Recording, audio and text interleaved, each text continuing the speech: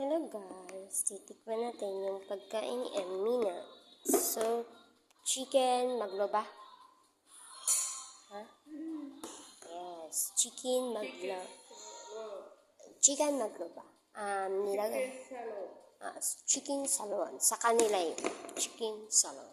So, wala kaming white rice and ano siya? Rice in the... Hindi siya white ha. Ito yung pagkain namin. Ayaw niya kumain. So, just lang. Sarap diba? So yummy. Natawa siya. And then, in Parson coffee. Oh, asa ka dyan. Diba guys? So, may pangbukas na. Ganyan kayaman dito.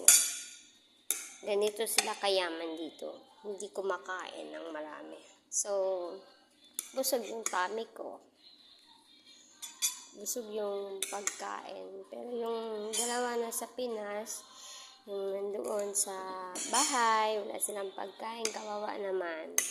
Sana hindi ako mabulunan nito sa pagkain na to. Bukas pa daw silang kakain. Kawawa naman yung mga lalab ko doon. Yung mahal ko. I close to. Diyan natin ilalagay guys. Kaya magdikit yan. Hotohag sahan na di? Okay. Hindi ko ikukuberan kasi ilalagyan naman yan ng lalagyan ng iba.